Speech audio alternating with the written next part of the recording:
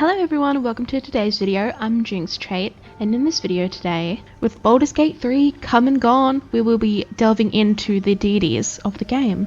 For those of you who know about Dungeons & Dragons lore, Forgotten Realms lore in general, this might come as second nature to you or common knowledge, but for others, Baldurs Gate 3 was an introduction to some of these gods, and in this video we'll be delving into quite a few of them.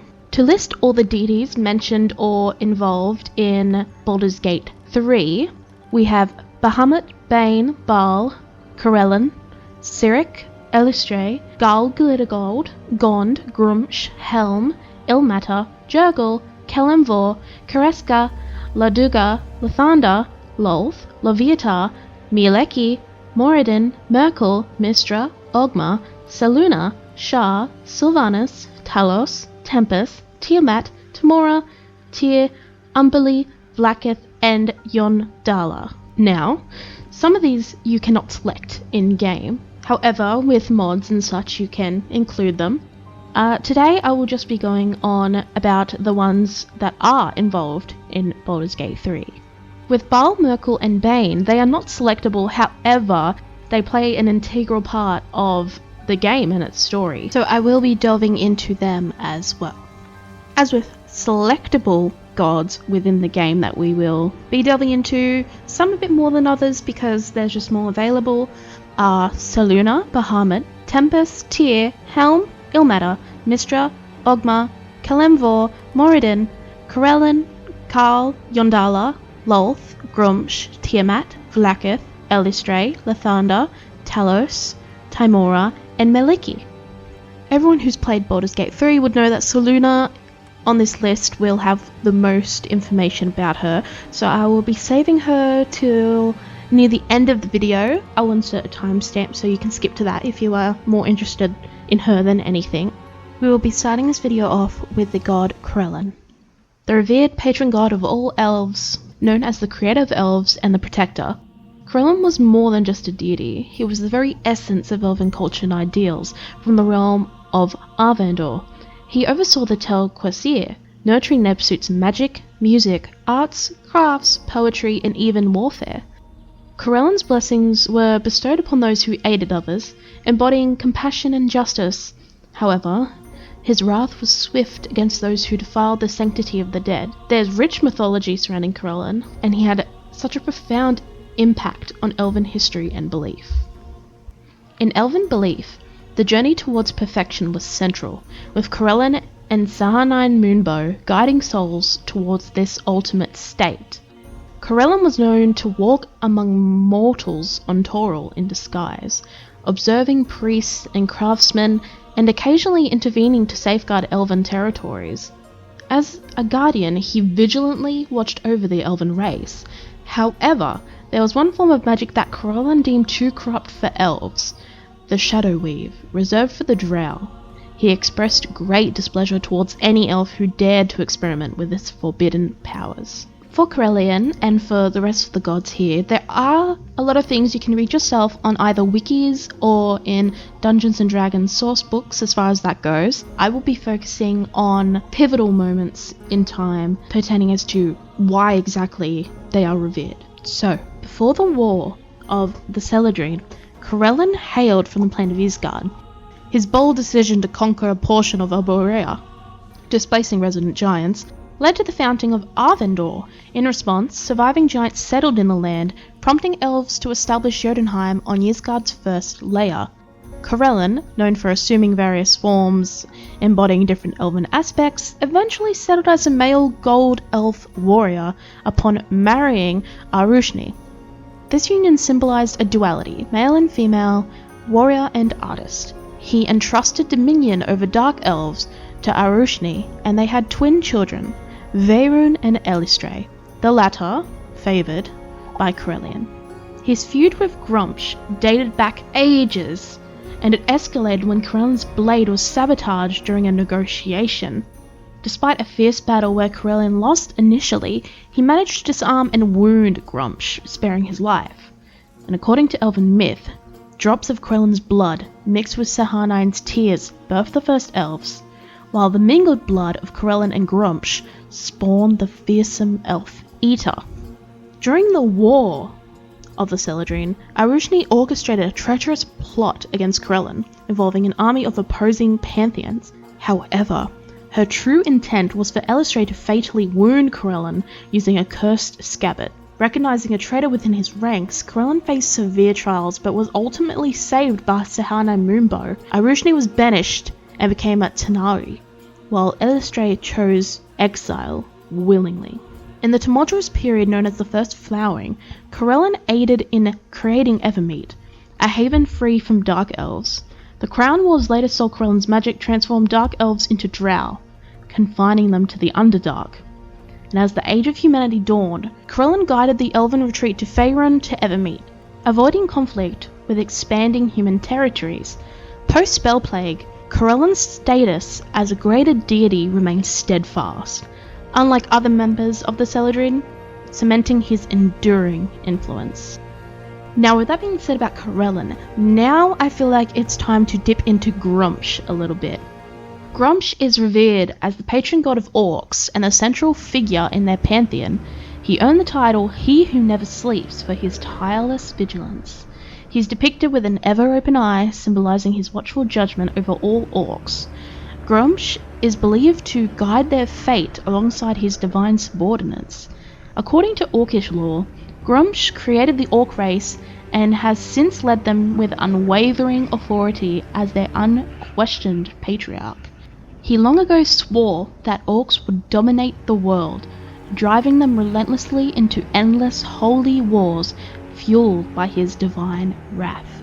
He was particularly known for his insatiable love of battle and bloodshed, revered as a savage deity with the relentless fury of a berserker. He revelled in the chaos and violence of warfare. For Gruumsh, the thrill of combat was an end in itself, finding joy in the destruction and carnage he had caused. Gruumsh drove his people with relentless aggression, constantly pushing them to seek conflict and strife. His ferocious desire to create chaos knew no bounds, finding satisfaction in the raw intensity of battle and the sound of carnage echoing the battlefield. Delving in a bit to what we talked about with Corellon, Gruumsh's origins are steeped in myths and legends, with daring theologians spinning tales that link him to his arch-enemy, Corellon. According to one such legend, Corellon and Gruumsh were twin brothers, created by a primordial deity long lost to history. This ancient being foresaw an impending war among the gods and sacrificed itself so its sons could tip the scales in their favour. Whether true or not, the animosity between Corellon and Gruumsh stemmed from their stark differences. Corellon was revered for his intelligence and grace, bestowed with the power of creation and arcane magic. In contrast, Gruumsh was born of savagery and darkness, driven by destruction and divine presence. By being portrayed as mirror images or echoes of the same deity, the parallels between them were often blurry and contentious. Elves and orcs alike consider the legend heresy, yet none deny the fierce rivalry that has persisted between Corellon and Gruumsh throughout history. We're going to skip forward in time through Gruumsh's huge, tumultuous history and just dip straight into the spell plague of 1385 DR and the years leading up to it, as there is a significant surge in Gruumsh's influence. The orc population expanded and more humanoids came under his sway, consolidating control over his pantheon and lesser deities of savage races. During this era, Gruumsh even wielded Talos as an aspect, while Maglubiet found himself under Bane's dominion. However, Gruumsh's supremacy faced setbacks during the Second Sundering. He lost control over Talos, and Maglubiet broke free from Bane's grip, reigniting their perpetual conflict in Acheron. Additionally, cracks in Gruumsh's own pantheon surfaced. The Archmage Zunk predicted a future where the cave mother Luthic would outlast Gruumsh in her war against Maglubiet, foreseeing her ascendancy as the last standing deity, driven by ferocity to protect her offspring. Despite these challenges though, Gruumsh remained a potent and destructive force in the multiverse. He harbored a deep-seated grudge against all gods, particularly Corellon, whom he blamed for stripping him of his powers of foresight. Thus, the one-eyed god persisted in his eternal quest for vengeance, a threat still relevant in the modern era, too dangerous to ignore, and too vengeful to confront directly. And again, with that last god connecting us to the next god on our list, we have Talos. Talos, once known as Kozar, was the mighty Faerûnian deity of storms and destruction. Revered as the Storm Lord, he commanded the gods of fury, demanding absolute obedience from his followers to sow chaos and devastation wherever they tread. Among the Bedin of Anarok, who trace their lineage to ancient Netheril, Talos was still remembered as Kozar well into the 14th century DR. In Kalamshan, he was worshipped under the name Baldurs, and in the depths of the Underdark, he was known as Malik, a deity of wild magic with a modest following. Following the cataclysmic spell plague, speculation arose that Talos might be an aspect of the orcish deity Grumsh. However, after the Second Sundering, it became clear that these were distinct entities once again. As for his history, it is said he was born from the first battle between Selûne and Shar at the dawn of the world, and then fast forward to the Battle of Lelon, where the god of storms was furious with Faerûnian Stormsworn for her failure. In a fit of rage, he appeared to punish the cult of Talos. Talos is mainly described as a bully without boundaries, comparable to malicious, as well as being compared to a spoilt child. Maliki, the goddess of forests and forest creatures, especially dryads, is the patron of druids and rangers in the Faerûnian Pantheon. Known as the Lady of the Forest, Maliki was also the goddess of autumn for a time until Merkel reclaimed that domain during the Second Sundering. Some scholars suggest that she is known as Keliara, the Forest Maiden, in Rashimen, and she even has a half-elven aspect called Kalresha on the Isle of Evermeet. Maliki was revered by the majority of rangers who saw her as their watchful mother. However, many rangers of the north turned to Gweron Windstrom instead, feeling that Maliki's divine, wild and mysterious nature made her too distant to approach directly. Gweron, once a mortal ranger, felt more relatable to them. Adventurers of all kinds followed Maliki, including rangers of all temperaments, druids, clerics, and even thieves of good or chaotic alignments. She also had a strong following among the Harpers and the members of the Emerald Enclave. On Evermeet, under her aspect as Kalresha, Maliki was worshipped by a growing cult of half-elves who believed her to be the daughter of Sylvanas and Hanali Salanil, making her the first truly half-elven deity. Now we will go on to Tymora. Tymora is the second incarnation of the goddess of luck, emerging after her predecessor, Tyche, was split into two, Tymora the goddess of luck and Beshaba the goddess of bad luck. In the 14th century DR, Tymora held the portfolios of good fortune, skill, victory, and adventurers. Commonly known as Lady Luck, she favoured those who took risks and blessed those who stood against the followers of Beshaba. In 1384 DR, just before the spell plague, Tymora the goddess of good luck was caught in a whirlwind of misunderstandings and divine machinations. It all started when Soon, the goddess of love, encouraged Tymora and Tyr, the god of law and justice, to pursue a romantic relationship to restore balance to the celestial planes. However, things took a dark turn when Tyr was led to believe, some may say due to the deceitful plots of Cyric, the god of deception, that Helm, the god of guardians, who was acting as a chaperone for the couple, was secretly seeing Tymora and had stolen her heart. Feeling betrayed, Tyr challenged Helm to a duel, which Helm accepted out of honour. Tragically, Helm was apparently slain in the duel, plunging the celestial realms into chaos. Heartbroken by these events, Tymora abandoned her realm in Brightwater and was welcomed by Selûne to live in the Gates of the Moon. There was an earlier incident in 1368 DR where the godson of Bane tried to deceive Lathander into merging Tymora and Beshaba back into their original form Tyche, but ultimately his plans were thwarted. With Tyr, he was known as Anak Tyr in Kalamshan. Tyr is the lawful good greater god of law and justice in the Faerûnian Pantheon, and the leader of the coalition of deities known as the Triad. Tyr, often called the god of justice, earned his title as the maimed god after losing his right hand in an act of bravery and self-sacrifice.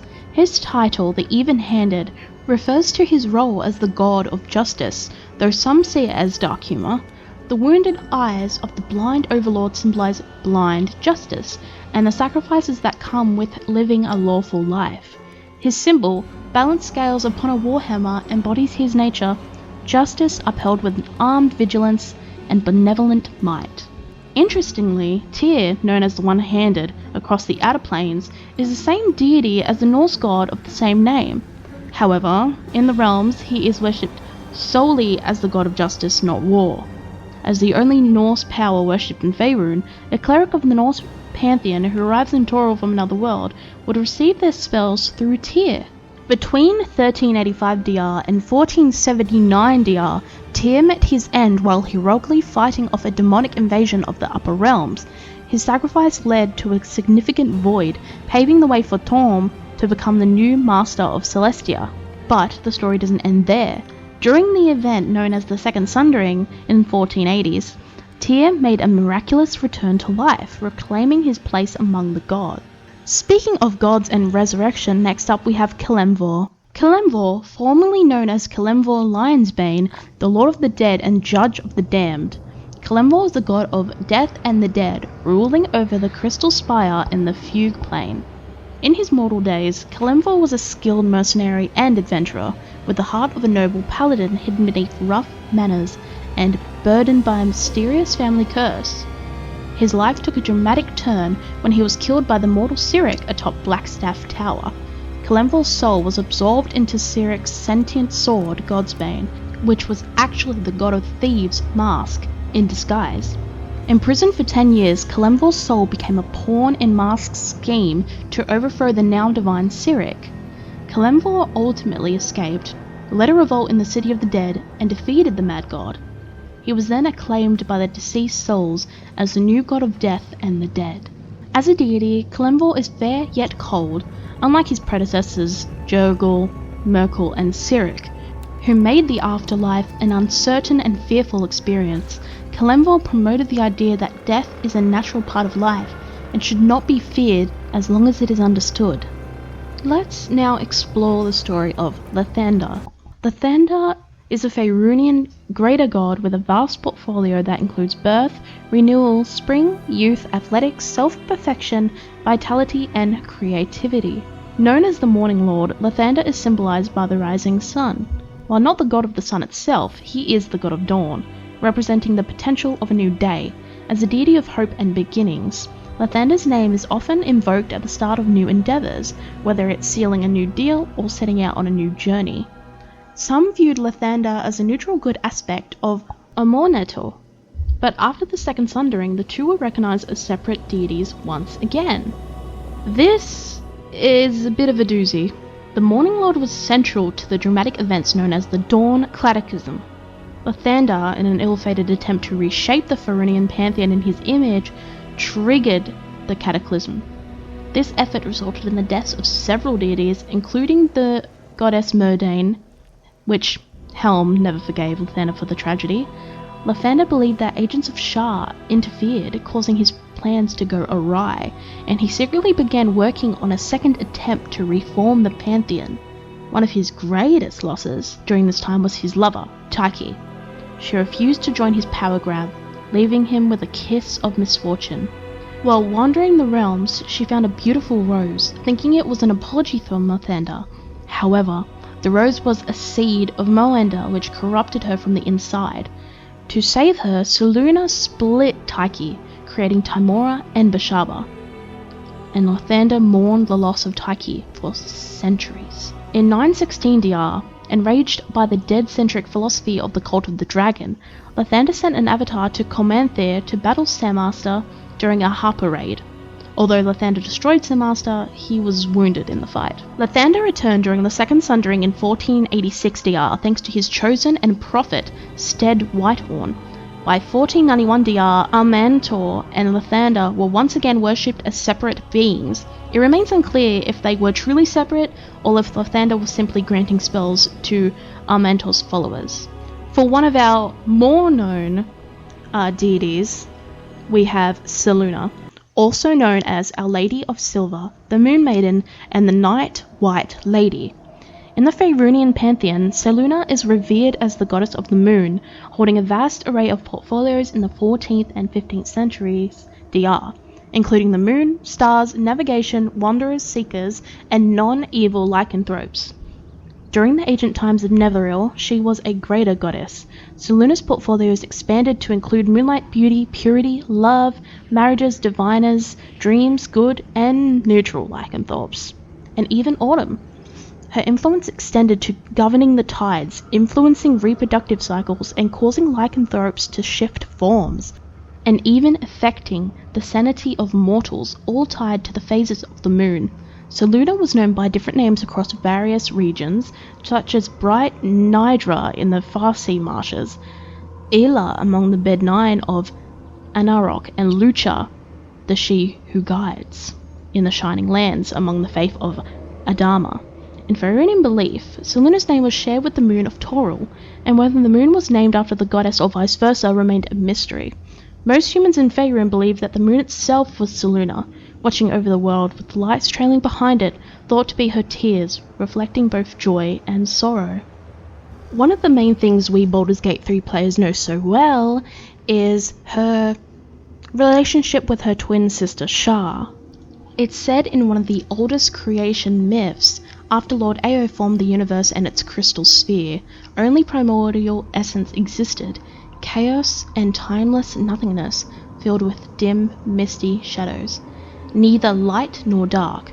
Within this realm, Selûne and her twin sister Shar emerged from the essence, beautiful and identical yet polar opposites.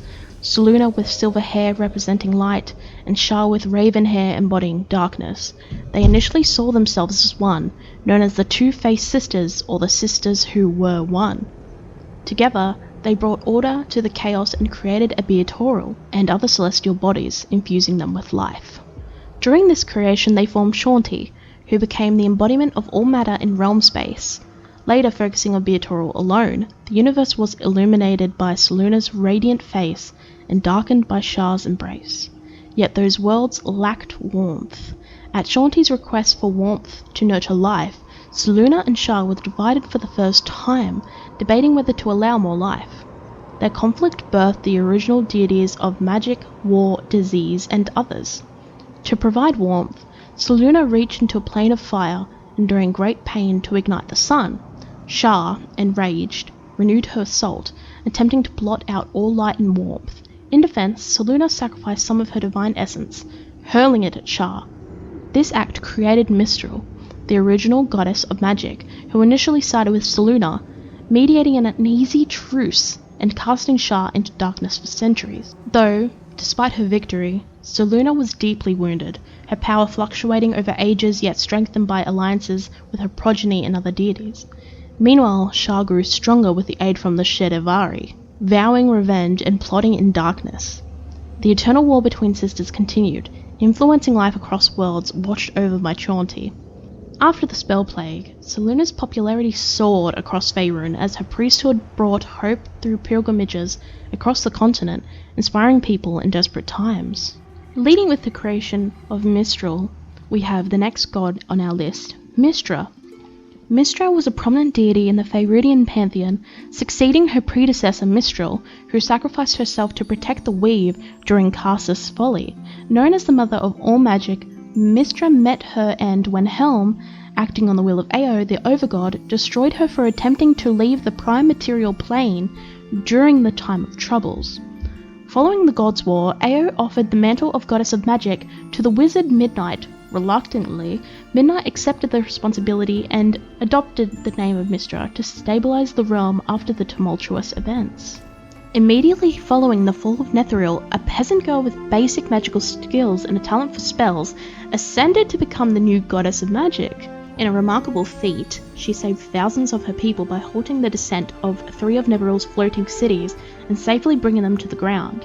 With a more lawful approach compared to her predecessor Mistral, she implemented new regulations for spellcasters. These included banning spells above the 10th level, restricting access to magic, limiting a number of spells a caster could hold, and requiring longer preparation times through memorization or prayer. This reform allowed arcanists to practice general magic rather than specializing, eventually leading to them to be known as wizards. The deeds and influence of the Lady of Mysteries are mostly documented through the writings and teachings of her church and her chosen disciples. Connecting to our other gods, we are now going to talk about Helm. Helm was, or is, the deity of guardians and protectors in Faerûn. He was revered by both guards and paladins, known as the Vigilant One. Helm was traditionally seen as a stern and dedicated god who upheld the roles of defender and, at times, enforcer. However, during the time of troubles, Helm's actions reshaped how the people of Faerûn perceived him. Often depicted as the ultimate vigilant guardian, Helm embodied the spirit of watchfulness, whether used for noble purposes or otherwise. By the late 15th century DR, Helm returned to Faerûn, revitalizing the faith of his chosen companion, Cleef Kenric. Helm resided within his divine realm known as Everwatch, a moving watchtower that circled the four mountains of the House of the Triad. As mentioned before in the Tyr and Tymora section of the video, in 1384 DR, while conveying messages between Tyr and Tymora during their courtship, a tragic misunderstanding arose, accusing Helm of stealing Tymora's heart. This led Helm to being slain in a duel by Tyr, with suspicions pointing to Cyric's involvement in these events. The heresy of the threefold god, as upheld by the Eye of Justice, posited that Helm's essence wasn't truly destroyed, but merged into Tyr's upon his death. Following the second sundering, Helm returned to the realms in 1486 DR, appearing before his chosen champion, Cleef Kenric, as they ventured into Sadrak's Splinter. Despite dark times during Helm's absence, or his perceived incorporation into Tyr's essence, worship of the Vigilant One never waned across Faerûn. Since his return, his faith has steadily regained strength throughout the realms.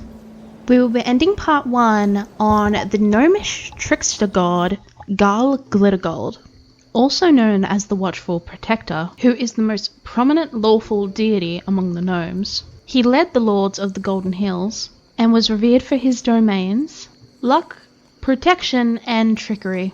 Not very much is known of Garl Glittergold or delved into, that I know of at least, from what I've read. But, according to legend, Garl Glittergold discovered a new cavern while exploring underground, where he encountered a new people, the gnomes.